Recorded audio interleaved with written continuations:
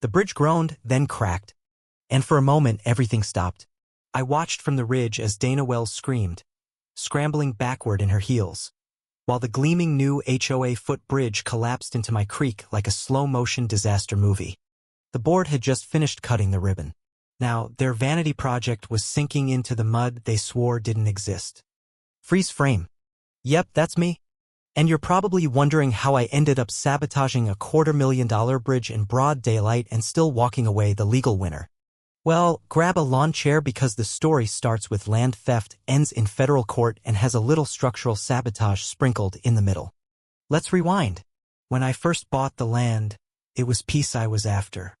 Real rural peace, the kind you can taste in the morning fog and feel in the quiet hum of frogs at dusk. My stretch of property sat right outside the city limits, just far enough from the noise and nonsense, but close enough that I could get gas and groceries without a whole expedition. It was 3 acres of untamed charm, a moss-covered creek running the length of the western boundary, old oaks lining the ridge like watchful sentries, and a patch of stubborn prairie grass I swore I'd never mow. I thought I'd finally outrun the HOA madness I dealt with in the suburbs. That illusion lasted exactly 6 weeks. I first met Dana Reynolds on a Thursday afternoon right as I was unloading fence posts from the back of my truck. Blonde, crisp-collared, sunglasses perched on her head like a crown. She waved like we were already neighbors and marched across the property line without so much as a pause. "Hi there," she called out. "You must be the new owner of Parcel 14B. I'm Dana, HOA president for Maple Hollow Estates, just on the other side of the creek." I nodded politely, already regretting not pretending I was deaf. She smiled the way salespeople do before they upsell you on a warranty you don't need.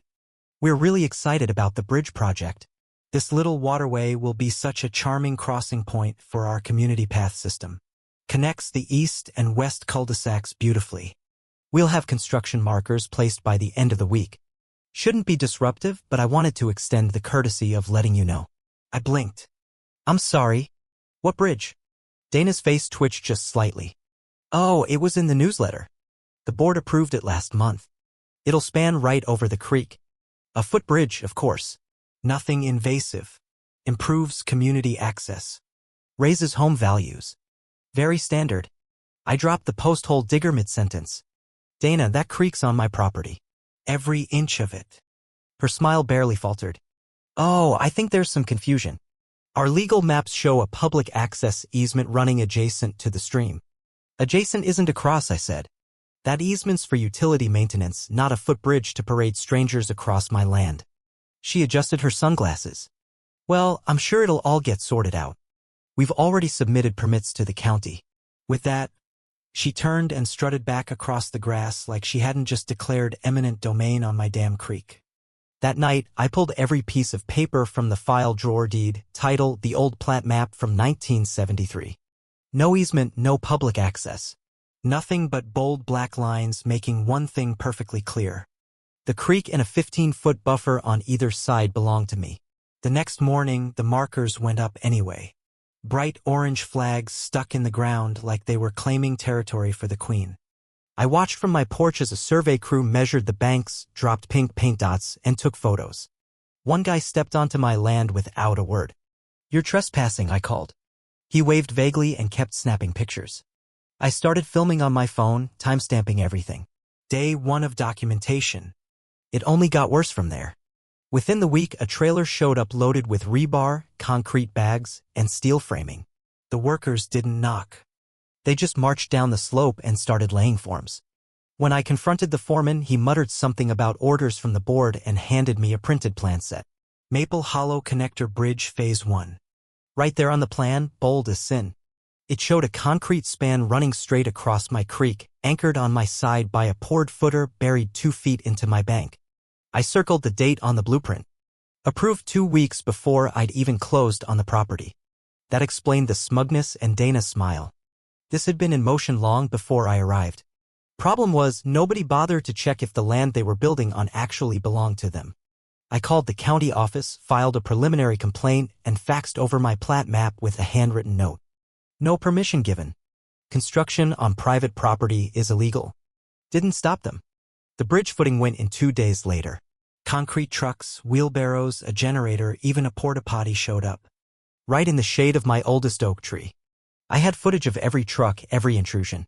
I started a file on my desktop labeled Exhibit A. I documented every new development like I was building a case because I was. Dana stopped pretending we were friendly. She started sending me cheery HOA bulletins with passive-aggressive lines like, "We appreciate all neighbors who contribute positively to community connectivity." When I emailed back a cease and desist letter drafted by my lawyer friend in Missouri, I got a one-line reply, "For our legal review. Your claims lack merit. Construction continues." So, I stopped arguing and got quieter. I started attending HOA meetings, not in person, but through a back door. See, while I couldn't vote, I had a friend who could, a guy named Nate, who owned the lot on the other side of the creek, just one corner touching the HOA's edge. He agreed to attend meetings in my name.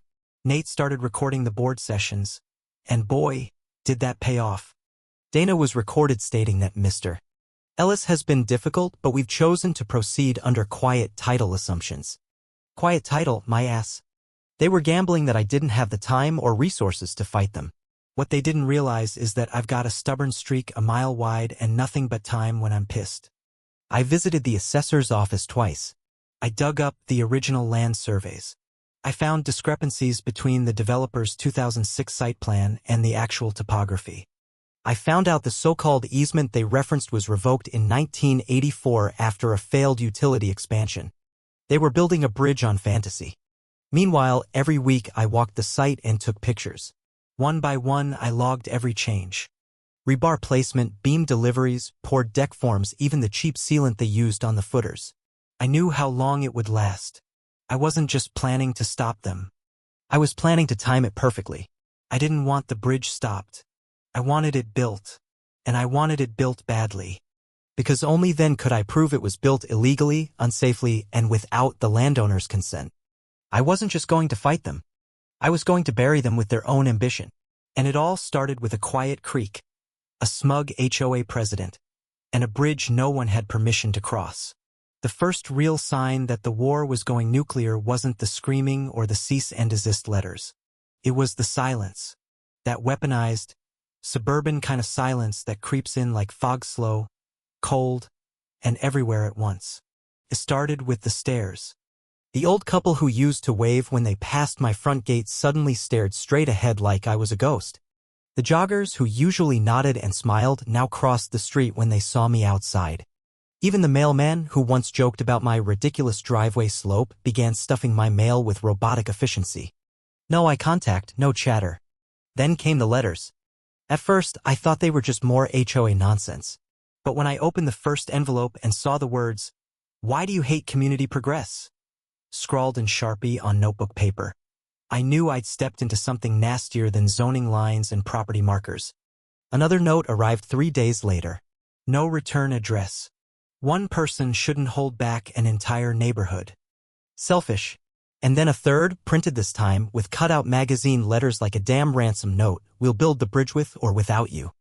I brought them inside, laid them on the table like crime scene evidence, and labeled each with a sticky note, "Dana's PR campaign, Phase 1. Because that's what it was, a full-blown smear job. Dana wasn't just building a bridge anymore. She was building a narrative. And in that narrative, I was the villain, the hermit, the obstructionist, the man on the hill standing in the way of connectivity. And I hadn't even started to fight back. Yet,